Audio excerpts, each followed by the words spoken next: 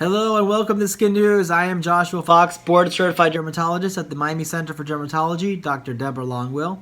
And today I'm fired up to talk to you about an interesting continuing medical education article that was in the Journal of the American Academy of Dermatology.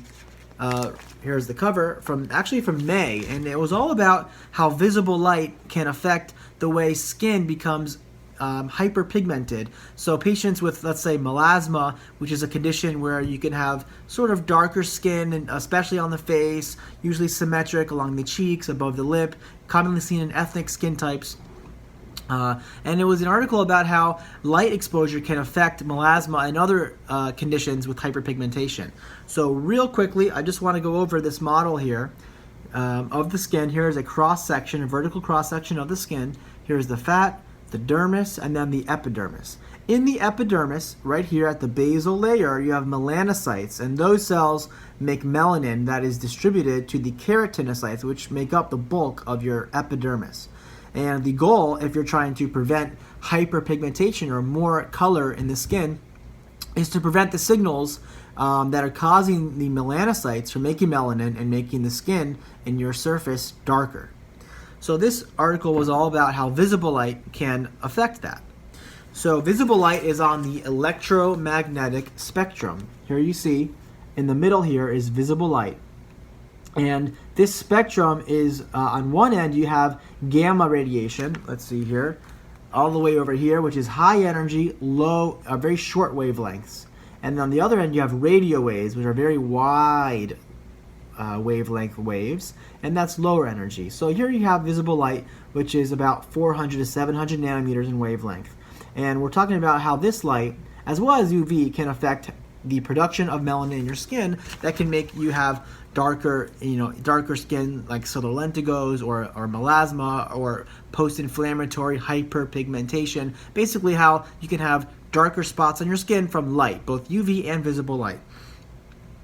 One thing we have to talk about as well is sunscreen. So sunscreens can be inorganic, organic, and then you can have tinted sunscreens. So when we talk about organic sunscreens, we're talking about chemical sunscreens that sort of have chemicals that the chemicals absorb the energy of the UV radiation, and they protect your skin by the chemicals absorbing the energy and not your skin cells, okay? That's one type of sunscreen.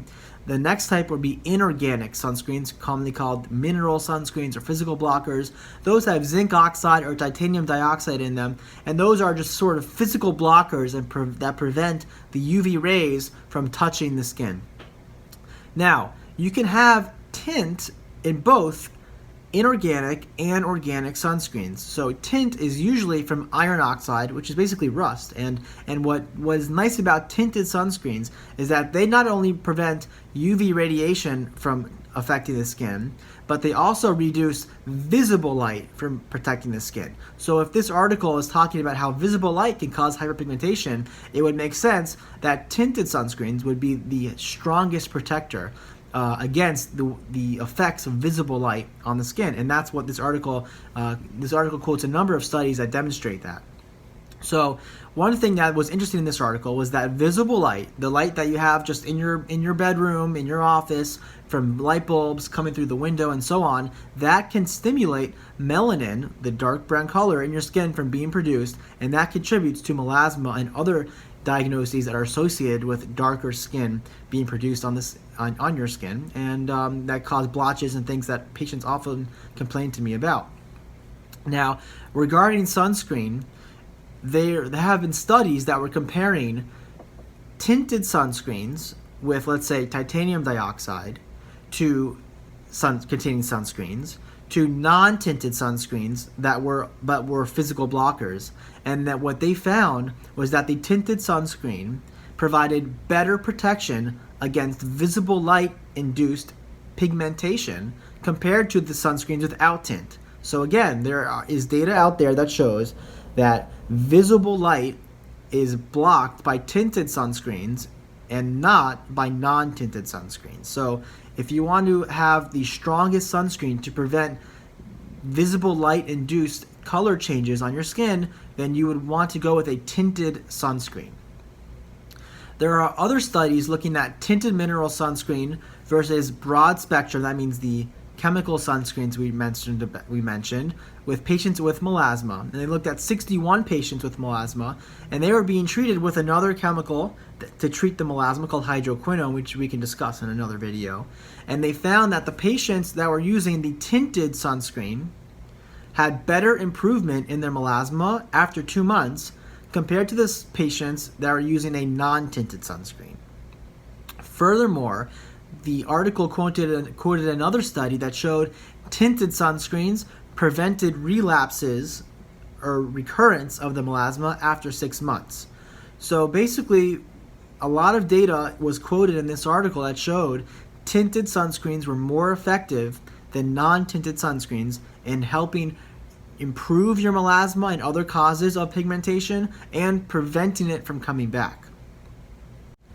Just to give you an idea about SPF, a sunscreen with an SPF of 15 allows 6.7% of the UV radiation to affect the skin, and a sunscreen with an SPF of 30 allows 3.3% of UV rays to affect the skin, whereas a sunscreen with an SPF of 60 allows only 1.7% of UV radiation to affect the skin. So definitely you want an SPF of greater than 30, and the higher it is, then the less UV rays will be affecting your skin.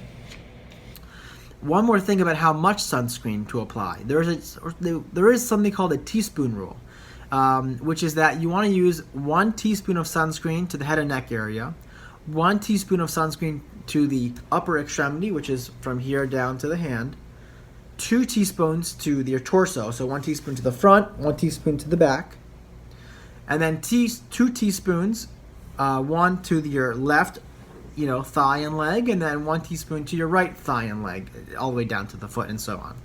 And that's a good way to estimate how much sunscreen you need for your whole entire body. One more point, there is an herb of a supplement that has been shown to reduce pigment darkening and delayed tanning of the skin, and allows your skin to be more resistant to becoming sunburned. And that is an herb called Polypodium leucodermus, which is a fern derivative. And there's a company called HelioCare, and they make a tablet called HelioCare Advanced Plus. That is a supplement that has that herb as well as nicotinamide in it that has been shown to reduce the risk of non-melanoma skin cancer, which we can talk about in another video.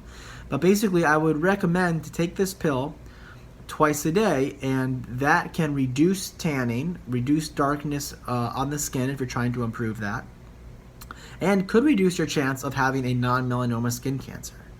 So that's pretty much a couple points that I found very interesting in this article that could be helpful for you.